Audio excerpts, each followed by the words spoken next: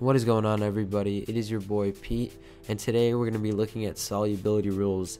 These are so important for all things chemistry, so it's important that you learn these and follow along with the video. I'm going to make this as easy as it can be. Alright, so let's take a look. So first of all, to start off with solubility rules, we're going to take a look at a AAA battery.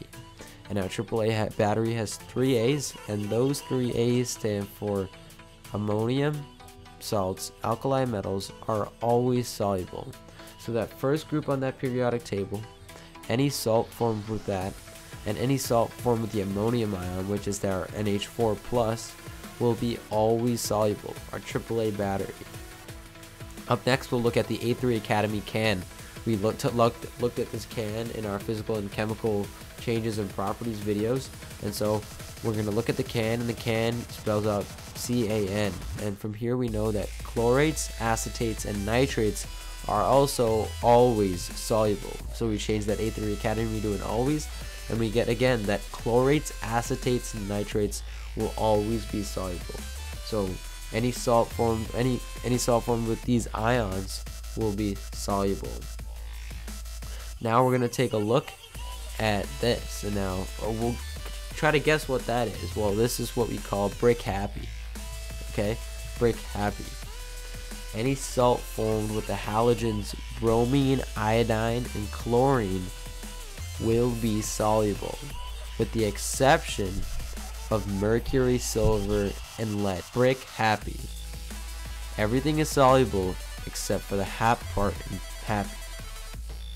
Alright, up next, we're going to be looking at sulfates.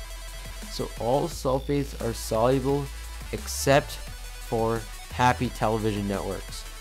So, CBS happy, any sulfate with calcium, barium, strontium, mercury, silver, or lead will not be soluble.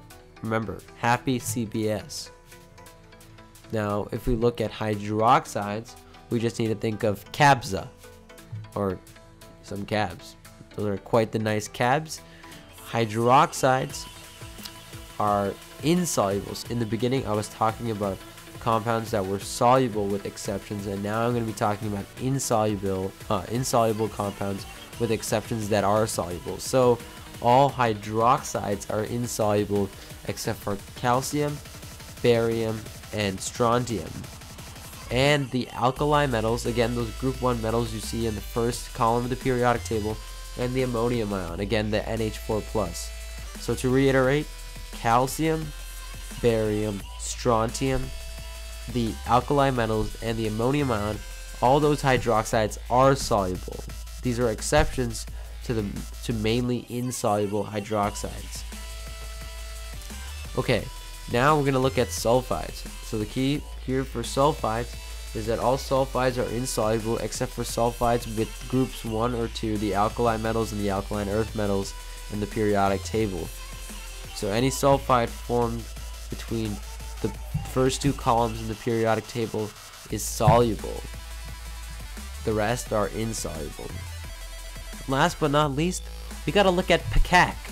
Alright, so pKa is the final acronym we need to memorize in order to learn these solubility rules.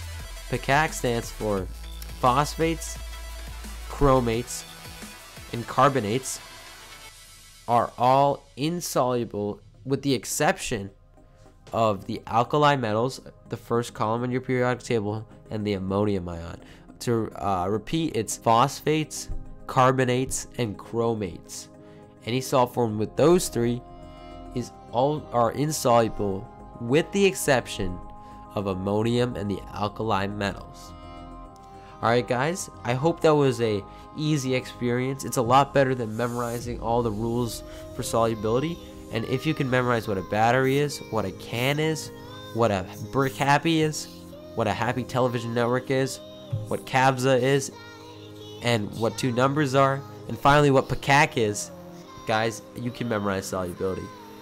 Just watch this video again if you need help on corresponding each of these pictures or acronyms with the appropriate group. And the more you know, guys, the better you are.